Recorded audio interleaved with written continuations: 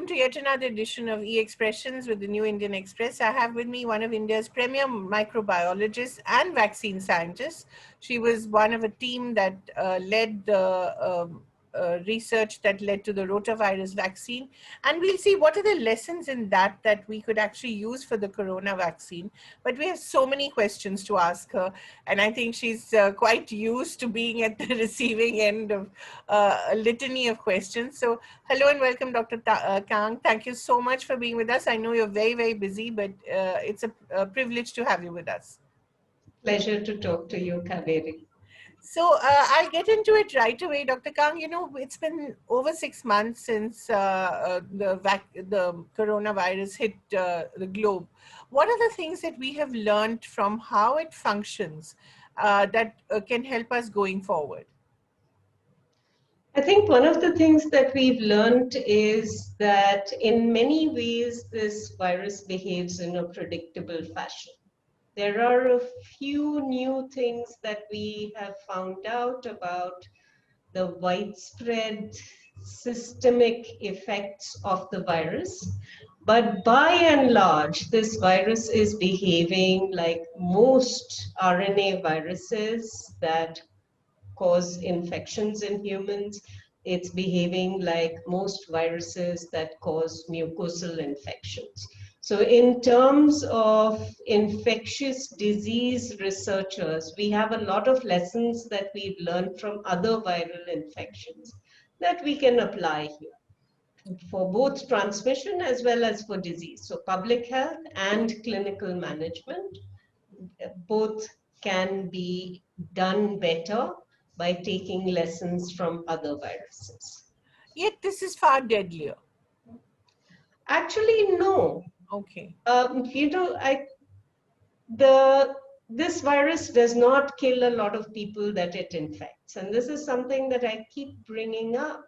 The numbers are scary. Yeah. The numbers are scary because of how infectious this virus is. Right. But if you have an infection, the one thing that is very clear from India, from other parts of the world, is that not everybody is going to get severely ill and not everybody who is infected will die. That's right. In fact, it's a lot less deadly than the other coronaviruses that we have seen and dealt with. Right. We had SARS, and SARS had an almost 10% mortality rate. MERS, which is still with us, has an almost 30% mortality rate.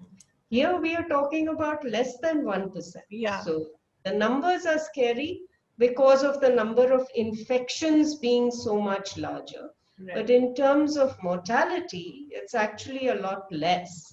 The thing that we need to worry about here and why this is dangerous for public health and for people is the unpredictability. How do you know which person, when infected, is going to go into severe disease? We already have some clues about risk factors, age, comorbidities. This we know. But why does a young person do badly when 20 other people around them, the same age, the same situation, have an asymptomatic infection? Right. That's because it's not just the virus, it's also the host. And we don't understand what it is about some hosts that makes them react differently to the virus than others. There are signals, but we don't have a complete understanding of what is going on. Not even a partial understanding, actually. Not even 6 months, over 6 months after we've seen the disease in operation in so many places? So the bulk of disease we understand. Right. A lot of infections are asymptomatic. A lot of people will have very mild symptoms. Almost everybody will recover from the infection. This is a respiratory virus, gets into the lungs, makes breathing difficult. All of this we understand, so that's good. The things that we don't understand is why do some young people develop very severe disease? What kinds of treatments are likely to help? We've already seen that suppression of inflammation in severe disease matters. That's why dexamethasone or any steroid becomes an effective treatment. We've seen that oxygenation matters throughout. In fact, we pick up that people are hypoxic, Right. lacking oxygen at quite a late stage. So, Right. screening for hypoxia is very important. But because the numbers of infections are so high, what we are seeing, the bits that we don't understand, are actually relatively rare events happening in a small percentage of people. But because they are so severe, we'd like to have a better handle on how to manage them. And there is where we don't necessarily have answers as yet. And one of the really scary things, doctor, is the fact that that in a lot of cases in India, people have gone too late to actually get proper treatment because of perhaps lack of access to healthcare, and that worries me, especially in the rural areas. Now that it will, if please correct me if I'm wrong, it will get into the rural areas with a lot of this reverse migration happening. So the virus is already in the rural Yeah. areas, and we're seeing more transmission happening there. But you're absolutely right. In the Indian healthcare system, we have not been able to deliver the kind of emergency care Yes. that we should be able to provide.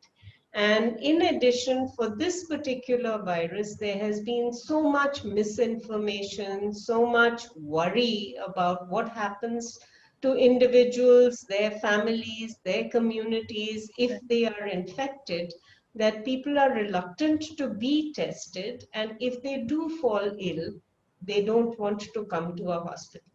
That means that when they actually arrive at a hospital, they are much sicker. We could have dealt better with disease if we had caught them earlier. And I hope going forward, this is what we will communicate to people.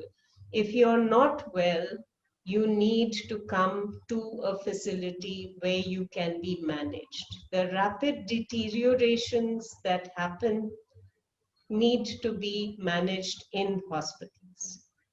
The other scary thing, doctor, is the fact that it could actually leave you with permanent damage to the heart and lungs, even if you recover. That is of concern, isn't it?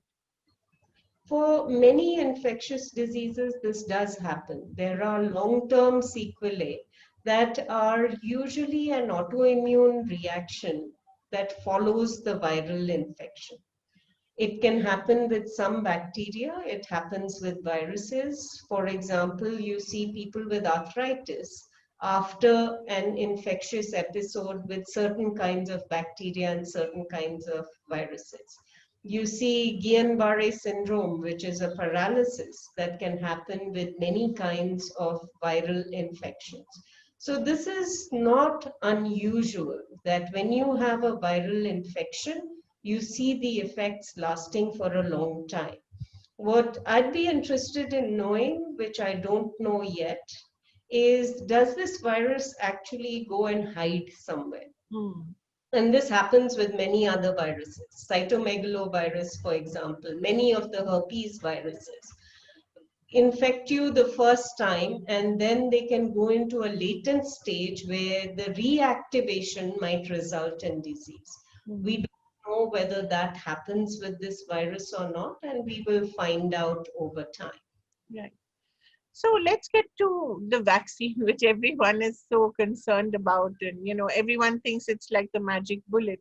It may not be, as you have said repeatedly, because even if we do discover it, how will it be disseminated? How will it be, how will it reach out to the maximum number of people? There are a whole lot of questions. Let's begin with the question of when do you think such a vaccine will come about, which I'm sure you've been asked so many times. You yourself were working on it, weren't you, doctor? So, while I was at the Yes. Translational Health Science and Technology Institute, there were scientists there who were working on vaccines, and I had supported them to establish a laboratory that will support the development of vaccines. So that I think both of those are important. not just developing a vaccine, but supporting development of other vaccines. Right. So that is happening in multiple places in the country. But I think if we think about what's going to happen with vaccines, I think we will see results from interim analyses that will come out sometime this year. We've only got 3 months left to Yes. this year, and I'm anticipating that at least 3 or 4 of the vaccines that are in phase 3 trials will give us some interim results. We will know whether those vaccines are going to work or not. If we are lucky and one or more of those vaccines have good results, then it is likely that we will have a vaccine, you know, possible that a few doses might be available this year, but really at the start of 2021. But having the vaccine and having enough of the vaccine, having distribution of the vaccine are all multiple things that need to be done in order to have wider public health use. So I don't think that's going to happen at any kind of reasonable scale until the middle of next year, if not later. Also, Uh, as you pointed out, sorry, yeah, that please. vaccines are not going to be the magic Yes. bullets. And there are multiple reasons for that. Yes. In fact, let's go into that because there are two aspects to it. One is, of course, that the vaccine itself, we don't know what the side effects will be. There are a lot of people who are saying, let's be 100% sure and then go ahead. I think you are of the belief that let's just go ahead and then let's see. So there are two schools of thought to that, if I'm not mistaken. That's one. And the second is, of course, the vaccine itself. There's a certain amount of political pressure to get it out in various countries, not just in India. How do we balance this political pressure and scientific ethics and maintaining that integrity? So one thing to remember is that the vaccine is not going to be a perfect vaccine. Certainly not the first generation vaccine. So if you look at where WHO, the FDA, and now the DCGI have said how well a vaccine needs to work, they're saying that the vaccine needs to prevent disease in 50% of the people who have been vaccinated. The vaccine needs to have 50% efficacy, Right. right? So that's not a perfect vaccine in and of itself. We may find that it's actually 70 or 80% efficacious. I doubt very much that we're going to find any vaccine for a mucosal infection that is 100% efficacious. So if you have a vaccine that is 70 or 80% efficacious or 50% efficacious, it still has value. Right. It's going to decrease disease in the population by 50%. And that means if you have that many people who are vaccinated, plus ones in whom the vaccine fails and they develop infections, you're getting that much closer to herd immunity. So I definitely don't think we should wait for a perfect vaccine, but I do think we should wait for clinical efficacy results, which means testing vaccines in thousands of people, not hundreds, and generating safety data from those people. Now, once we have that safety data, safety monitoring does not stop when the vaccine trial ends and the vaccine is licensed. Once the vaccines start to be used in people, we need to continue the safety monitoring. That's called pharmacovigilance Okay. or surveillance for adverse events following immunizations, and that's absolutely essential for any new vaccine. Doctor, there's been some concern about the side effects in the trials that have happened, especially I think the AstraZeneca trial. I think there's a sense that maybe one of the people who was injected Yeah. with it got paralysis, and that, of course, caused a lot of panic. So, what do you know of some of these things that are happening? So if one of the things to remember is that people who are in vaccine trials have other things happen to them. Oh, right. You could get hit by a bus, Right. right? That's not a side effect of the Yeah. vaccine. You could develop a liver infection. Right. You could develop a neurological finding. Right. These things can happen and they may be coincidental Right. and not correlated with the vaccine. Right. So that relationship, the causal relationship between the vaccine and the side effect needs to be proved. Right. That cannot be proved by one person having a certain illness, right? So cause and effect need to be defined. Right. And in this case, it was not shown that the vaccine led to the transverse myelitis. However, what will happen now, exactly the right things happened. The trial was stopped. The DSMB looked at the data. The DSMB said, go ahead, but warn people that they may have neurological side effects, and if they have them, they must report them as quickly as possible so that these can be investigated. That's the way trials work. We don't expect a vaccine to be 100% Right. safe. There are always side effects, even if it's redness, swelling, and fever because you got an injection or something more rare. It's entirely possible that there may be neurological effects. We just don't know that this event was related to that vaccine. What are the lessons from the rotavirus vaccine that you developed, Dr. Kang, which we can use in developing this vaccine?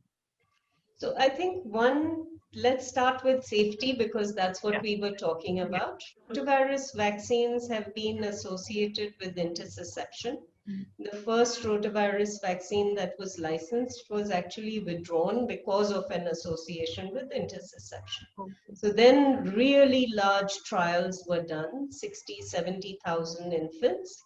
And in them, no association with intussusception was found, and the vaccines came into public health use.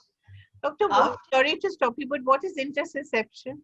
intussusception is a telescoping of the gut, of one section of the gut into another. Okay. So if you think about a glove, and if you push the finger of the glove back inside to where the palm is, that's what intussusception looks Okay. like.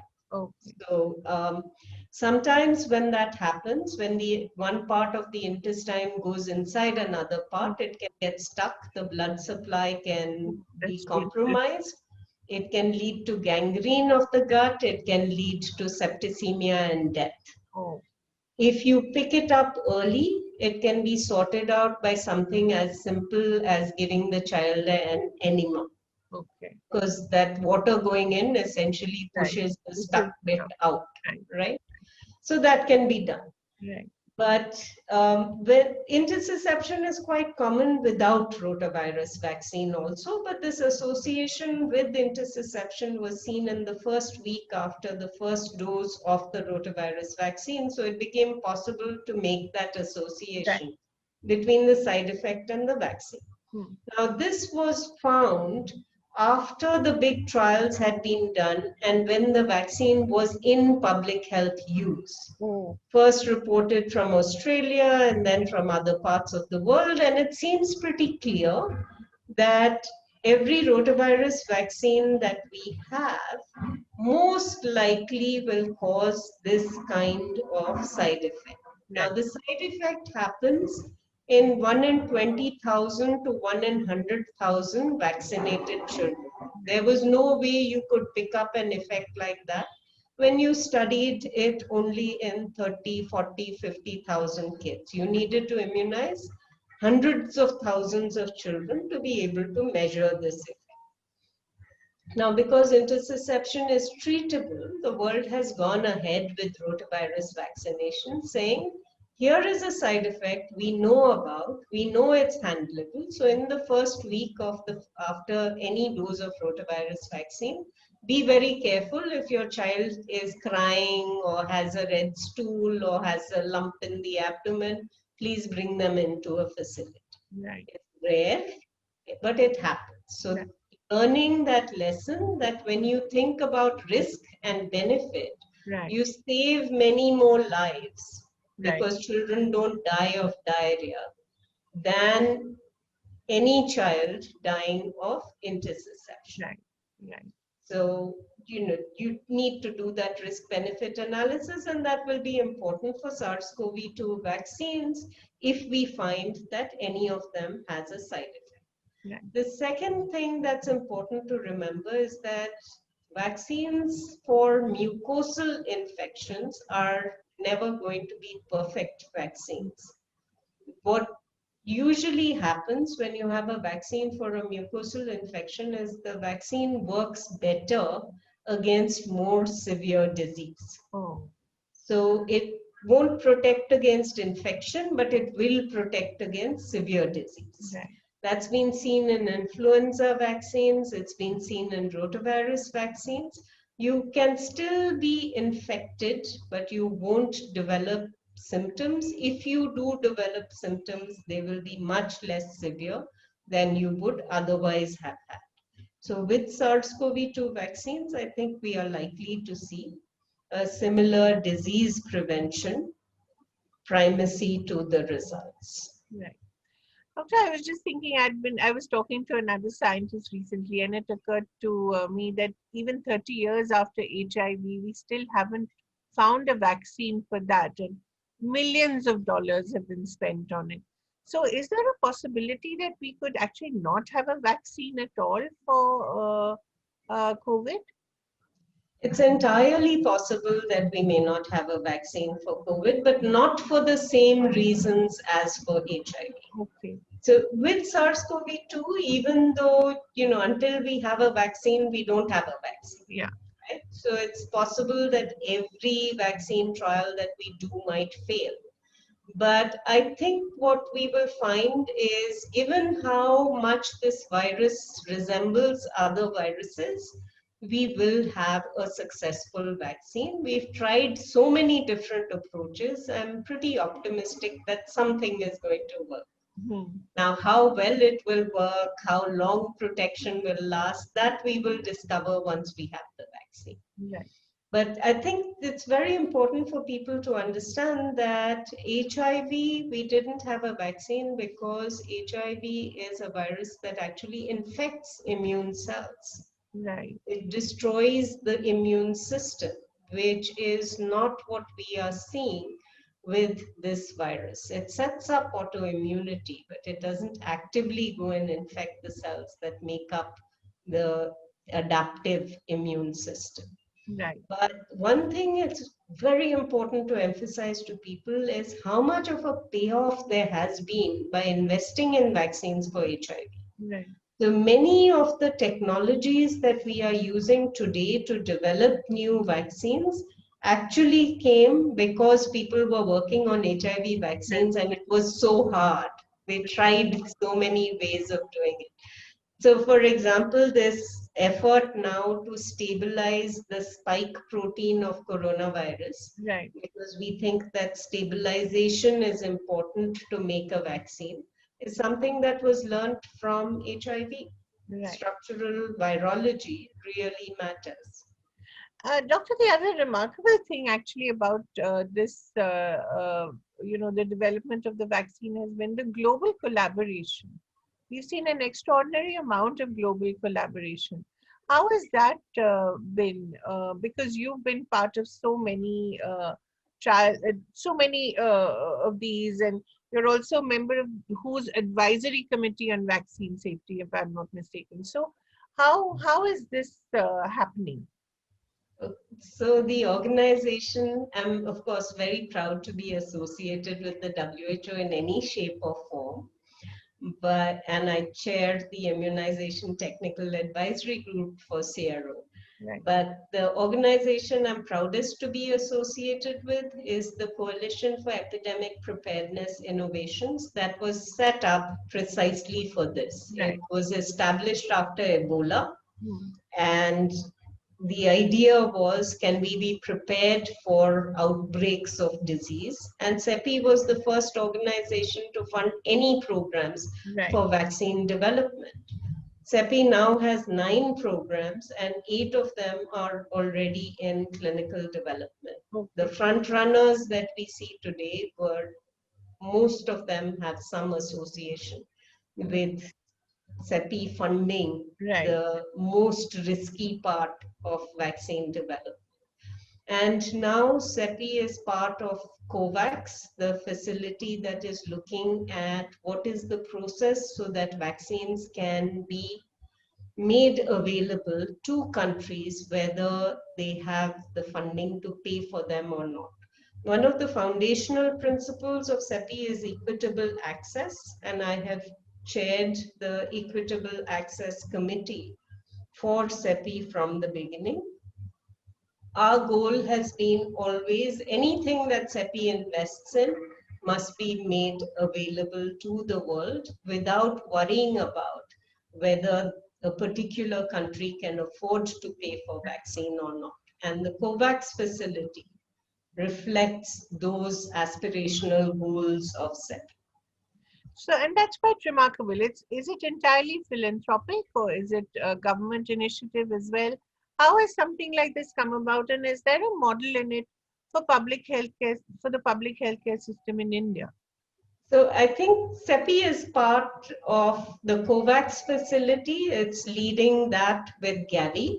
So Right, CEPI is focusing on the vaccine development, and Gavi will worry about the vaccine purchase and deployment. right, And WHO is responsible for developing the allocation framework by which vaccines will be distributed to different countries. But the ACT Accelerator, or the Access to COVID-19 Tools Accelerator, is not just about vaccines. It's also about diagnostics and drugs. right, And we've never seen the world come together like this to address an infectious disease. right, WHO tried to do this with H1N1, and it didn't really work. There weren't this number of partners at the table. And it's very challenging hmm, to get people on the same page, but that seems to have happened. It's really a remarkable effort from institutions, individuals, organizations, and countries right, dealing with all of this. Now, what will happen in terms of the COVAX facility and getting vaccines to people is a model which is quite complicated financially, because you need to be able to tell companies that we are committing to buying vaccines from you. How do you do that without having money available? yeah, So there are these very innovative structures that have been set up where Gavi uses some of its resources, but richer countries that sign up to the COVAX facility can make a commitment in 2 ways. They say, we will buy vaccine for ourselves, and we can do this by either paying now and committing to this cost, this range of costs, or we will commit to buying later, but we will commit to a slightly higher price range there. So if they pay up front, that money can be used to give to companies as their advance market commitment. right, In addition to this, countries also have their overseas development budgets that they can contribute to this, so that with that money, vaccines can be bought for poorer countries. right. So there are multiple mechanisms at play here, but the idea is to maximize the number of doses that can be made available for the world. And the goal is 2 billion doses by the end of 2021. Right. Where is India currently in this race to develop the vaccine? Because we heard first that, oh, we'll have it by mid August. As of course, in America, President Trump says by October we're going to have the vaccine, just in time for his re-election, I presume. But here also, then we heard that no, we'll have it only by 2021. Your committee itself was disbanded, which I think must have been a little heartbreaking. I don't know if you want to talk about it. But how close are we to developing it in India? At the moment, we need phase 3 clinical trials, and the trial that is being done by AstraZeneca is in 1,600 individuals. So that's, while it is labeled a phase 2-3 trial, it's not really going to give us significant clinical efficacy results. So Right. our best hope really is that AstraZeneca will have clinical efficacy data from the trials that it's doing outside of India. It will have immunogenicity data from the trial that is being done within India. And that whole package, if everything looks good, will lead to licensure in India. Right. That I see as our fastest way of getting a vaccine in the country. The other two vaccines that are in clinical trials, the Zycov-D from Zydus Cadila and the Covaxin from Bharat Biotech, will both need to generate clinical efficacy data, which means they have to vaccinate enough people and have compare them to unvaccinated people to show that the vaccine prevents 50% of symptomatic infections. That will take a while. Do you want to address your own efforts, which were suddenly stopped? I think the committee didn't really last very long, and I'm not privy to the decisions that are made in the government about why certain committees should be formed or dissolved. I think we can see from both ICMR and the Department of Biotechnology that both of them are offering a lot of support to vaccine companies that are developing vaccines, as well as to some academic efforts. So it doesn't matter really who's giving advice or who's leading a committee as long as the work is getting done. Right. Spoken like a true scientist. You don't let politics interfere in your work. But um, uh, the fact is that we have to live with this. Is that so? We have to learn to live with this virus, even if we do get a vaccine.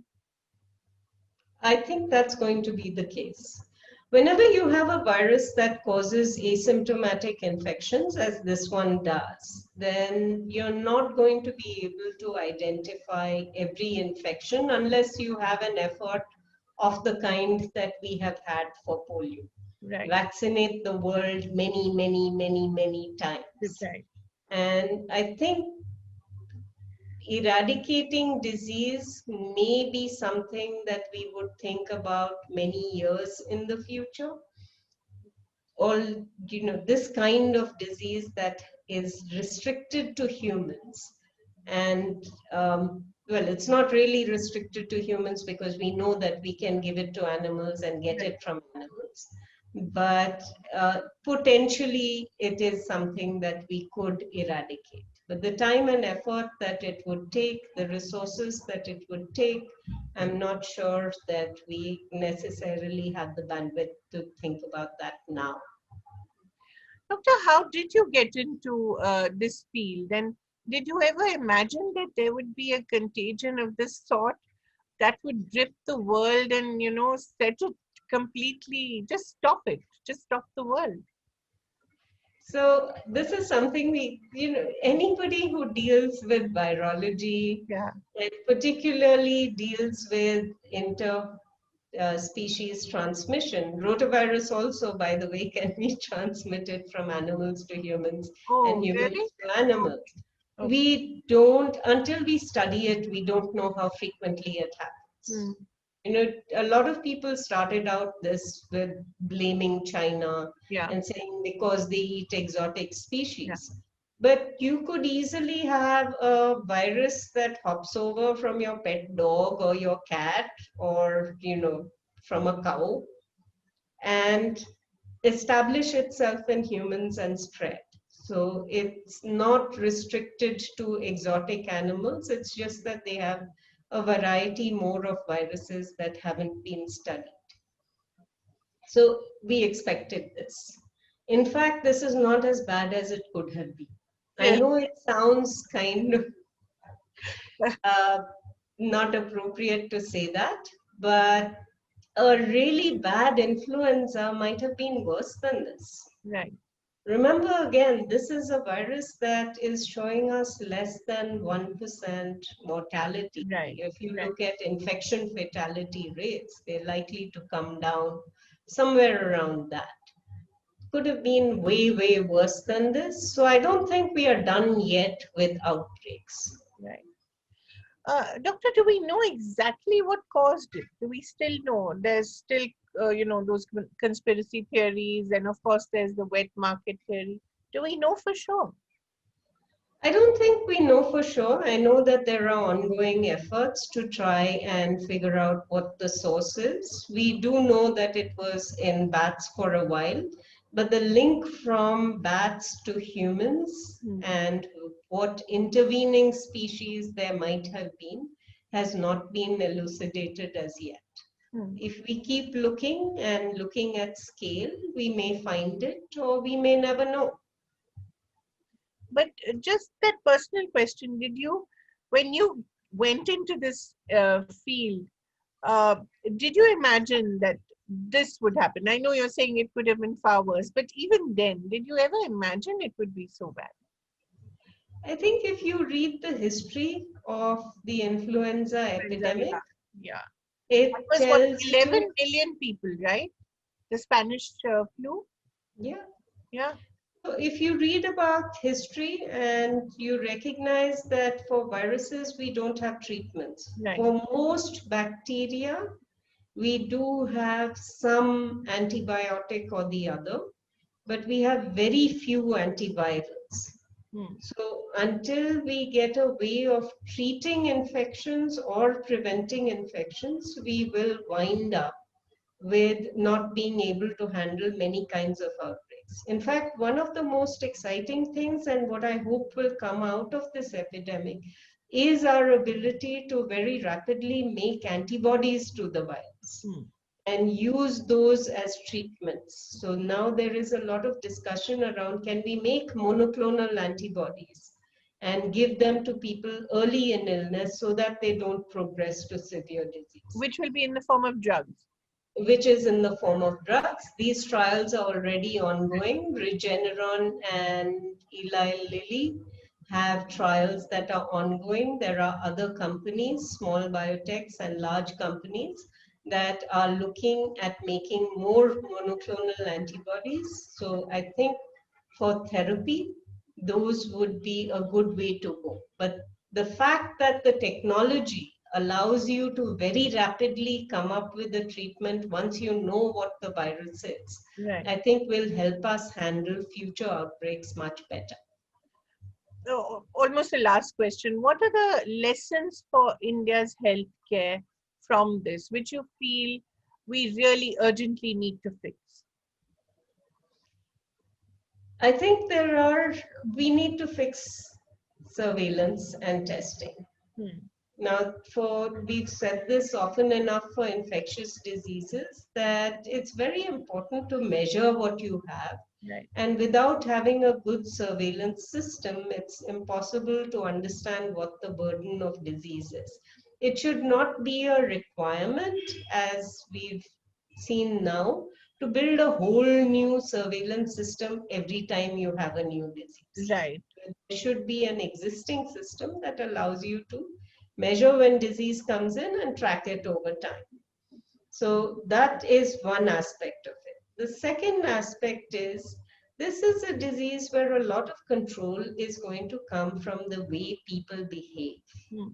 So if you think about prevention of disease or prevention of transmission, what you need is a healthcare system that gives you the right messages at the right time. And that's only going to happen if you trust the system. Right. So how many of us go to a government hospital right now when we are sick? Yeah. If it's not AIMS, we don't go there, Exactly. right? How do you build a healthcare system that everybody in the country trusts? Right. You do that by building out quality healthcare from the primary health Right. centers. If you have that, you will build a system that the bulk of the population can trust, so that when there is messaging about behavior, about interventions, about access, which, as we discussed, is a key reason why people who come to hospitals seem to die earlier, Right, right? If they are severely ill, they come late. right. Now, that can only be countered by having a healthcare system that we believe will give us the services that we need. And it's not necessarily a matter of enormous investments. Sometimes it can just be innovations, right? So I think for a lot of healthcare, and investment in prevention is very important. Right. And as I said, in this case, a lot of prevention is about behavior. Yeah. It's about wearing masks. It's about washing hands. It's about staying away from people. How Right. do you build a system where, when the healthcare system tells you to do this, you do this voluntarily, Right. not as is happening now when you are forced or fined or, beaten to comply. Do you think we've learned our lesson from the lockdown, or have we just gone back as a society to our bad old ways? I think it varies by location and by stratum of society. I think messaging matters a lot, and I'm not sure that people have received the messages that we wanted to deliver.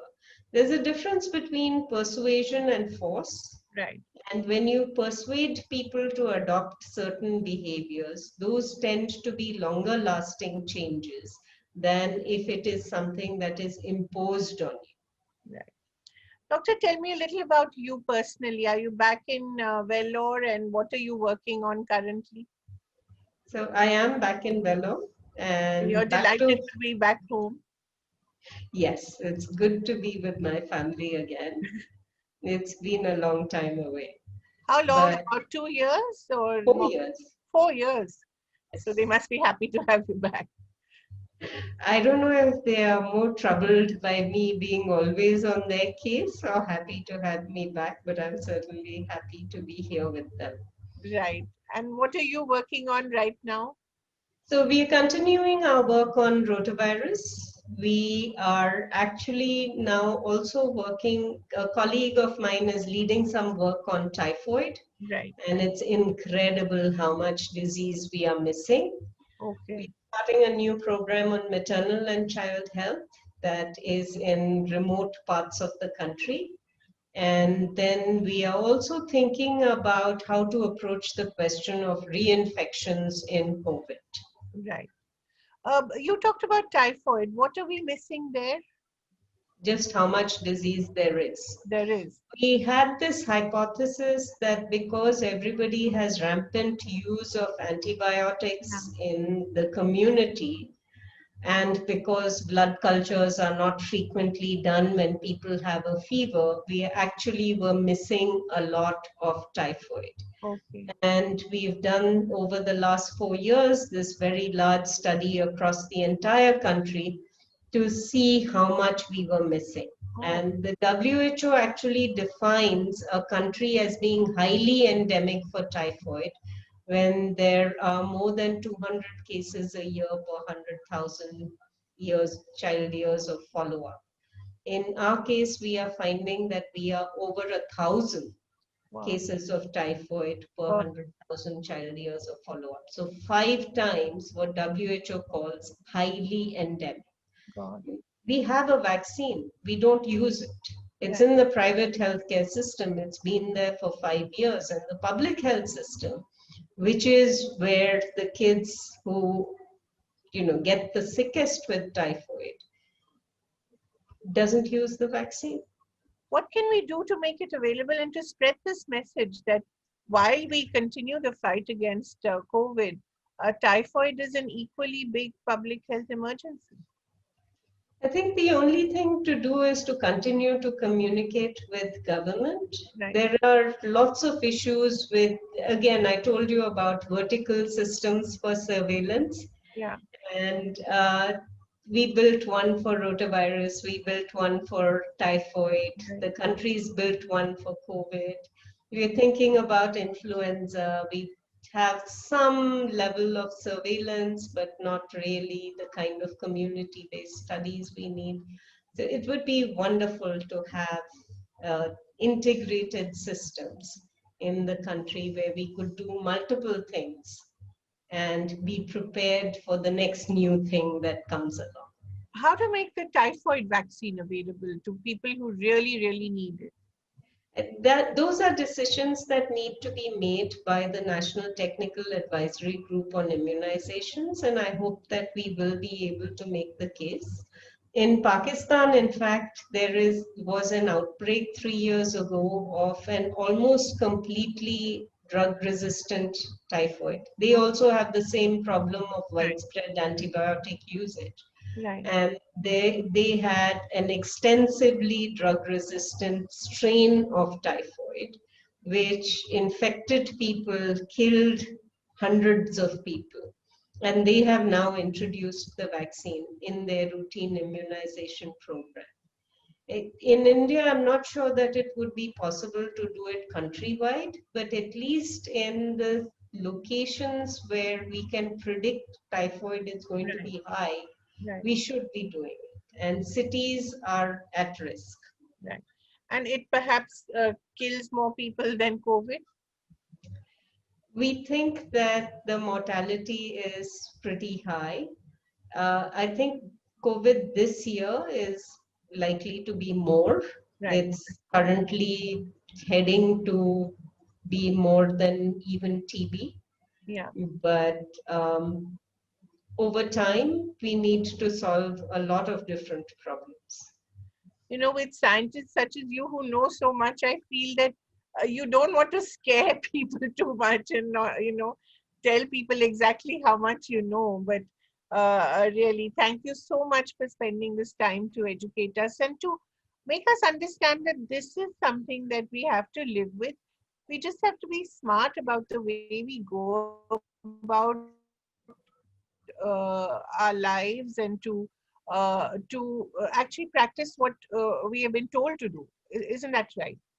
That's right. Right. Thank you so much, Dr. Kang, for spending time with us. Thank you.